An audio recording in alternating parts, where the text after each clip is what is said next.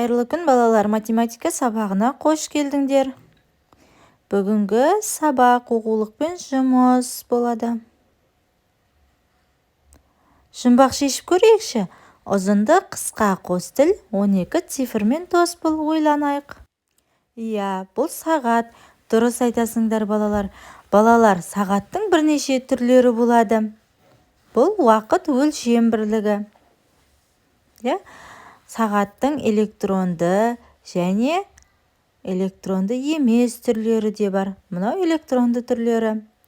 Сағатта цифр және циферблат болады. Көрсетіп тұрған минут көрсеткіш және сағат көрсеткіштері.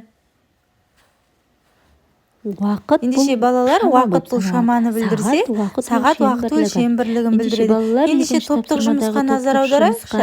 Әр уақытты орнына қойып, және оны сағат тілімен неше болғанын айтып көрсетіңдерші. Жарайсыңдар. Енді үшінші тапсырма. Әлия апта бойы не істегенін қара. Уақыт сағат бойынша анықта уақытты. Балалар, мен сендерге дүйсенбі күні не істеді? Дүйсенбі күні сағат 1-де Әлия биледі. Дүйсенбі күні Жарайсыңдар балалар. Осы секілді екінші, сейсенбі, сәрсенбі, бейсенбі және барлық апта күндерін айтып шығыңдар. Дүйсенбі күні Әлия Жарайсыңдар балалар. Сендер осыны ата-аналарыңа айтып беріңдер. Өздерің де дәл осылай жасауға кеңес беремін. Балалар, өзіндік жұмыс 4-ші тапсырмаға назар аударыңдар. Бұл тапсырмада әр сағат арқылы математикалық қосу амалдарын және азайту амалдарын қолданған.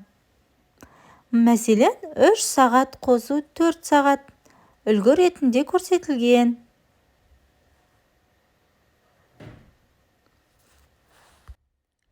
Жарайсыңдар балалар. 5-ші тапсырмаға назар аударыңдар. Сен зерттеушісің.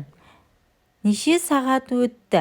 Суреттер арқылы өзіңнің сағатты білетіндігіңді дәлелде. Сен өткені мықты баласың ғой. Ендеше сағаттың неше болғанын айтайық. Бірінші суретте сағат 8-ді көрсетеді. Осы секілді барлық сабақтарды міндетті түрде ата-анаңа көрсетіп, орында. Жарайсыңдар балалар. Келесі кездескенше сау болыңдар. Ендеше менімен бірге болып, менің каналыма тіркеліп, лайк басып, комментарий жазып қойыңдар. Жақсы, сау болыңдар.